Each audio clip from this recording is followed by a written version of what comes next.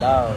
Mm-hmm. But I couldn't get on that. It was like last year. Mm-hmm. I couldn't get on because so I was just going through some bullshit. I had to fall back of DJing for a little bit. I had to help my family or whatever. Right. So I helped my homeboy, practice he was gonna get his first set on Rolling Loud. Mm-hmm. So I was like, oh, let's practice, bro. Like practice, what orders you want your songs Mm-hmm. and shit. Like practice how you want it to sound, like how you wanted to be sounded, how you wanted it played and shit Mm-hmm. like that. Like basically just helping them perform, for that big day. Right. Yeah, like I'll say that one was it. That's what's up. So he's like your, I guess like your, what they call it, like someone under you. That No. like you helping out, or it's like a partnership. No, it's like a partnership. Mm-hmm. I knew Buddy since like 6th grade. Okay. So yeah, like we just at that point, he didn't know I was a DJ. Mm-hmm. At that point, he didn't even know he wanted to rap. Mm-hmm. So it's just like after we graduated high school, we all met up in college, and it was just like, oh, you do this, oh yeah, Mm-hmm. I do that, and then we just all started linking up. Okay. And then we started like finding other niggas that we knew from like for years, Mm-hmm. and they were like being photographers, videographers, and we're like, oh shit, so like we should just all link up, make us team. You feel me? So like. Yeah, and then do you think that with the streaming and everything going on, the streaming services, do you think that the appreciation of the DJ is kind of disappearing? Sort of. Mm-hmm. Yeah, sort of, because like a lot of artists be like, they be asking me to do their listening parties, Mm-hmm. and they be wanting me like to play their music and a whole bunch of shit, and it's like they want you to do it for free.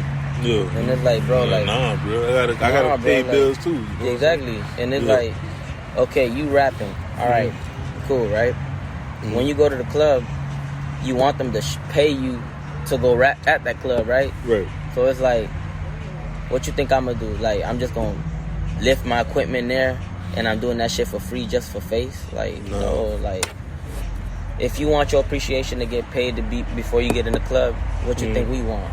Mm-hmm. We just not gonna play your music for free, or we're not just gonna show up in the club for free. It's like we all got bills, we all got a life, you feel me? Mm-hmm. But it's just like people don't respect, like, they just don't respect the DJ because they don't feel like that's a job in a sense. Shit, that's a career. Yeah, that's a whole career. Like you gotta, like we said earlier, like you got the business hat on, you got the DJing hat on, you got the A&R hat on, the producer hat on. Like you got so much. You got the manager hat on. Especially if you have you work with an artist, because you pretty much like they manager too in a way. In a way, yeah. You know what I'm saying? So it's just like we go through so much. You know what I'm saying? Yeah, and it's also in the visual sense, like minus like the sound, like it's like once you see like you got an artist and then a DJ and they're all like they both in sync, then the crowd gonna feel it. Yeah. And once the crowd feel it, then the artist gonna feel it, DJ gonna feel it. So then the show's just gonna be better. You feel me? It's just gonna be all good energy all over all over the event. If everybody's feeling it, then it's gonna be a smash. Like I just did my homeboy Tunde when he dropped his How Do You Want It? I gotta listen to him, man. Go ahead, listen to it, bro. Yeah. It's hard.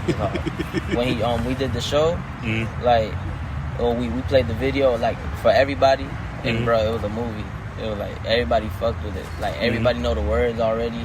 Yeah. Like it was crazy. It was a good energy. And as a DJ, like how do you feel about that? Like when you have homeboy, your artist that you work with, like how does that make you feel? Like how it make you feel? Like how you react to it? Like, it made me feel good. I'm the type of person I like to help. I like to help people. So like I'll help you get to where you got. I don't give a damn about the spotlight. Like right. That's why I'm a DJ. I'm all the way in the back. Yeah. You feel me? I'm in the back. I don't need y'all to see my face. I don't need y'all to like me. Honestly, I just need y'all to respect my sound, respect my business, and that's it. Right. I just want y'all to have a good time at the party. That's all I do. Like that's all I do DJing because I like to see people happy. I like to see people have fun. You feel me? I like to create a vibe for people. Right. That's it. That's what I do it for. And who's in your top 5 as far as DJs? Top 5. Mm-hmm. Top 5.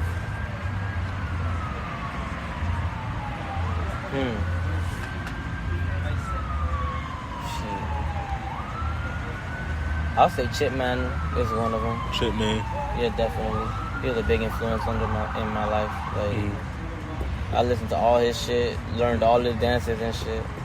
Sam Sneak, big time. Uncle Luke, definitely. Yeah. Bro. Definitely. Yeah. Definitely. He started way too. Yeah. The parental. Yeah. The parental. People don't understand that. They think NWA did that. No, it was Luke. Luke did that. Luke did that. But nobody knows that. It's like they always like they try to give they try to give credit to another city, bro. Yeah. They never try to give it to Miami or Florida and nothing like that. We started like I tell people all the time. We started the Southern music. We the ones who first blew up, and that's what everybody started following. And you look at all the sounds from like the Cardi B's, the Migos, the like everybody, even Nicki Minaj, like all of them, Drake. Like, but the thing with Drake actually show love to everything. Like, you know what I'm saying. So it's like, you know, we don't get that like, all right, shout out to Miami. You know what I'm saying? Like, it wasn't for that particular sound. Not even DJ Khaled did that, and he made a whole song with Drake. Yeah. That just sounded like a whole Miami song. Yeah. Just with Drake on it. A lot of people got mad at him about that, dude. Yeah, he didn't shout out Miami, Florida, nothing, Dade, nothing. It's just like, the beat sounded like it. Shout out the producer that made that shit. Like, you know, something. Yeah. But he didn't show. It's just like, he got Hollywood and he forgot where he came from type of shit. It's like, bro, just... Yeah. That's like me, I blow up and I forget about Panama. It's like my family from there is like, what the fuck? You always gotta rep where you came from, like exactly. Your heritage. Like, you know, people they tend to, when they blow up, you know, they forget, like, you know, this where I'm from. Like, my wife, she Dominican, so you know, she's very, you know, she love her, you know, her heritage, her Latin heritage, and Spanish. She, you know, she was talking about J-Lo, how like J-Lo forgot that, you know, sometimes she forget that she's Puerto Rican in a way, and she forget that, you know, she's from New York. Like, she don't acknowledge, like, hey, like, I was from here. Huh? It's my city. What, the Bronx? No, I'm talking about like. Oh, okay. Yeah, what she was saying. Yeah, man, like, even, you know, that whole Super Bowl performance, but that's a whole nother. Yeah, that's a whole different. Yeah. I tell people all the time, if Pitbull was to have, everybody would have been satisfied. From everybody, like, definitely. Every culture would have been satisfied, because Pitbull, he is Miami. He know what it is down here in Miami. Like, yeah, he always to this day he still rep it. Yeah, he's saying 305 in all his songs. Like, and this man, like, way out, like, he's big, like, he's corporate now, but you can still see, like, man, I'm Mr. 305, but he give back. You know what I'm saying? Back, exactly. But that's why I don't fuck with Sean Paul like that. That nigga corny. That nigga say he not gonna perform in Jamaica because they don't like, pay that much. Like, I mean, that's where you from. That's where you from, man. And also, you know, that's another thing I don't like either, because I be finding out, like, oh, such and such is from here, or such and such is from there. Like, I'm like, you never talked about it. Yeah, you never talked. I just had that conversation. I felt like some artists, like, because I chill with a lot of, like, Haitians and Africans, and some artists be from Nigeria and all these other places in Africa and shit, and they never shout them out, or they don't even acknowledge it or whatever. But now Afro beats is blowing up, and now everybody want to use they want to you know, show off their flags and shit. That's corny. And they want to say, oh, I'm Nigerian, oh, I'm from here, I'm from Zimbabwe or something. You feel me? Like, corny, now they want to rep it, because now fucking Afrobeats is becoming the big genre out here. So it's like, where was you before? Like, you could have blew it up. You feel me? You could have told everybody, oh, I'm from here, from Africa. You feel me? And then that could have made, you know, their music blow up in a sense. You could have been a gatekeeper in a sense. But nobody wanna nobody want to set trends, bro. They just want to, when the wave hit, then they want to jump on it. Yeah, say, "Oh, I helped." No, you didn't, because you could have. You could have, but you didn't. Yeah, like that's what me, like, with my Bahamian, heritage, like, I don't care, like, I'm a rep that, I wasn't born there. I'm like the 4th or 5th generation, but I grew up around that. Like, when I become, I always tell people, when I become big, I'm gonna tell people, listen, I was influenced by Miami, I was influenced by Southern, like everything Southern, and I was influenced by the Bahamas. Like, people got what they want and what they say, but for me, that's why I'm gonna be like, that's how I grew up. You know what I'm saying? Exactly. So it's just like, it's also about giving back too. Yeah, that's why like, I know when I blow for sure. Since I like to help, I always said like I want to go back to Panama, open a business, just to help people down there. Yeah. Because it's like there's a lot of people like over here. It's a third world country over there. Even I tell people, even the Bahamas, a lot of people go over there a little, but it's still a third world country. Like nobody ain't putting money in there. Nothing. Now when a hurricane come, that's when y'all want to put money in. My mom and them always they need that shit. Yeah, they always told me about the stories about, like, especially the part where my family from. They from Lupe3.